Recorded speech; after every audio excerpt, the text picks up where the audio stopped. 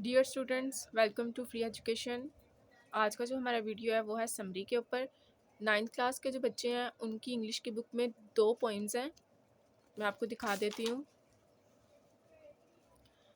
एक पोइम है डैफोडिल्स और एक है इफ़। अब आपको मैं ये बताती हूँ कि पोइम के ऊपर जो क्वेश्चन है वो क्या बन के आएगा। ये आपके सामने इंग्लिश का लेटेस्ट पेपर पड़ा हुआ है।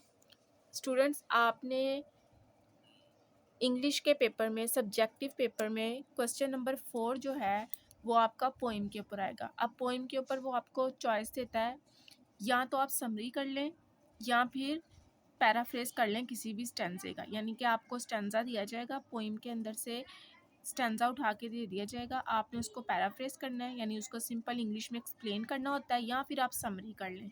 तो मोस्टली स्टूडेंट्स जो होते हैं वो समरी करते हैं क्योंकि ये जल्दी याद हो जाती है और इतना टाइम नहीं लगता। कुछ स्टूडेंट्स स्टेंजा करते हैं, लेकिन 90% स्टूडेंट्स का जो होता है इस क्वेश्चन को हल करने का तरीका, वो समरी तैयार करके इस क्वेश्चन को तैयार कर लेते हैं। ठीक है, तो आज की इस वीडियो में मैं आपको डैफोडिल्स की समरी पढ़ाऊंगी। ये आपके इंग्लिश के पेपर में क्वेश्चन नंबर 4 बन के आएगा और ये 5 नंबर का सवाल होगा। ठीक है, स्टार्ट करते हैं। सबसे पहले थोड़ा सा मैं आपको बुक में से एक्सप्लेन कर देती हूँ।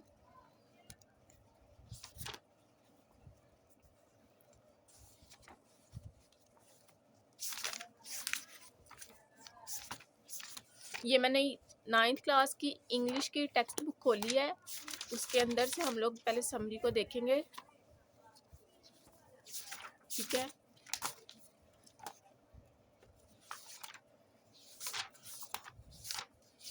काफ़ी आगे आ गए हम लोग।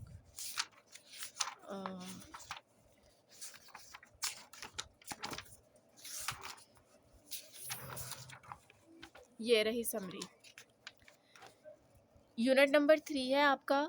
पहली पोइम है डैफोडिल्स। ठीक है, आपने पेज नंबर 31 पे आ जाना है। यहाँ पे आपकी फर्स्ट पोइम है 9th क्लास, डैफोडिल्स। पोइम कहते हैं नज़म को, और नज़म लिखने वाले को कहते हैं पोइट, यानी शायर। ठीक है, नज़म उर्दू में होता है, पोइम इंग्लिश में, और शायर जो होता है उसको इंग्लिश में पोइट कहते हैं। डैफोडिल्स आपकी पोइम है और इसके पोइट का नाम है विलियम वर्ड्सवर्थ। ये आगे आप देख रहे होंगे कि ये डिजिट्स लिखे हैं। ये जो पोइट है आपका विलियम वर्ड्सवर्थ, ये इसकी डेट ऑफ बर्थ और डेट ऑफ डेथ है। यानी कि 1770 जो है इसकी डेट ऑफ बर्थ है, यानी कि तरीके पैदाइश, और 1850 जो है वो इसकी तरीके वफ़ात है। अगर आप पेपर में ये सारा लिख देते हैं तो वेल एंड गुड, बहुत अच्छी बात है। अगर आप सिर्फ शायर का नाम ही लिख देते हैं वो भी अच्छी बात है, लेकिन मोस्टली स्टूडेंट्स क्या करते हैं, समरी करते वक्त शायर का नाम भी लिखना भूल जाते हैं। और एक बात और बता दूं, नज़में गज़लें लिखने वाले को शायर कहते हैं, कहानियाँ अफसाने वगैरह लिखने वाले को राइटर कहते हैं। ठीक है, तो शायर की इंग्लिश होती है पोइट। तो अब सबसे पहले स्टार्ट करते हैं डैफोडिल्स की समरी। टाइम वेस्ट किए बगैर मैं आपको करवाती हूँ फटाफट से। ये है, सबसे पहले तो मैंने समरी के अंदर से आपके लिए इम्पोर्टेंट मीनिंग्स निकाले हैं ताकि आपको समरी याद करने में आसानी हो जाए। आप देख रहे होंगे कि मैंने समरी के आगे एक टर्म लिखी है, ऑर्डिनरी। ठीक है, ये मैंने इसलिए लिखा है क्योंकि आपकी बुक के अंदर 2 समरीज़ हैं, एक पोइम की 2 समरियाँ बनाई हुई हैं।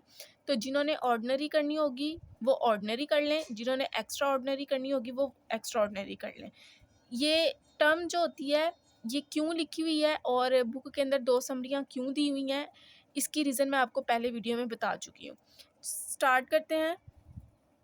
एक्सप्रेसिस इजहार करता है।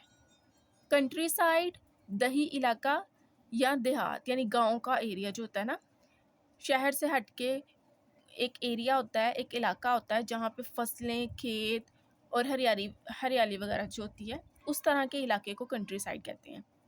लेक कहते हैं झील को। मूविंग कहते हैं हरकत करना या काबिल हरकत। वेविंग कहते हैं लहराने को। साइड मंजर या नज़ारा। फील्ड भरा हुआ। परमानेंट मुस्तकिल। इम्प्रेशन तासुर या असर। व्हेनेवर जब भी या जब कभी। रिलीफ छुटकारा। लोनलीनेस तन्हाई या अकेलापन। परमानेंट प्लेयर दायमी खुशी या वो खुशी जो कभी ख़त्म ना हो, कभी ख़त्म ना होने वाली खुशी। ये जो मीनिंग्स आपके सामने थे, ये आपकी समरी के अंदर इस्तेमाल हुए हैं ये वोकैबुलरी, इसलिए मैंने पहले इनकी एक लिस्ट बना ली थी ताकि आपको समरी याद करने में आसानी हो। अब मैं आपको इसकी समरी पढ़ा देती हूँ। ये पायलट की बुक तो सबके पास होगी, ठीक है। इसमें से हम इसकी समरी करेंगे। हम लोग इंडेक्स में इसका जो है पेज नंबर देख लेते हैं। 249 पे आ जाएं।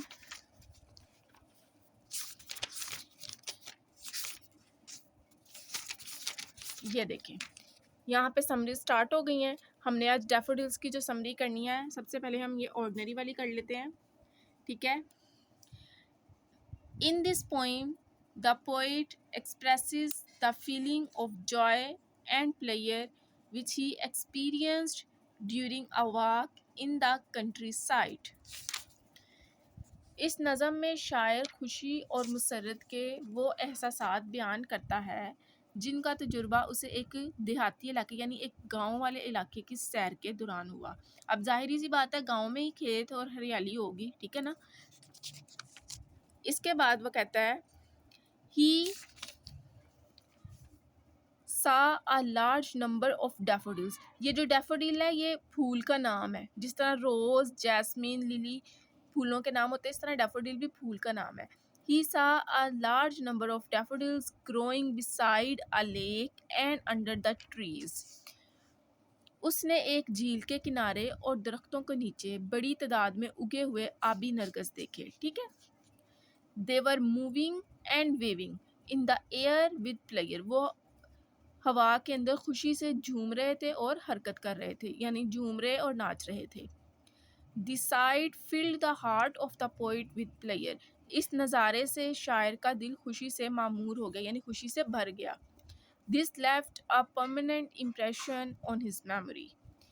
इस वाक़ये ने या इस नज़ारे ने उसकी याददाश्त पर मुस्तकिल असर छोड़ा, यानी कि वो जो उसने सीन देख लिया था वो अब उसके यूँ कह लें कि उसके जहन में प्रिंट होकर रह गया। Whenever he remembers their sight, he gets relief from the feeling of loneliness and also gets permanent pleasure. जब कभी वो इनके नज़ारे को याद करता है तो तन्हाई के एहसास से छुटकारा हासिल करता है और दायमी खुशी भी हासिल करता है। सो ये थी डैफोडिल्स की ऑर्डिनरी समरी, मैंने पढ़ा दी है। तो इसी के साथ आज का जो ये लेक्चर ख़त्म होता है। Stay connected and stay blessed.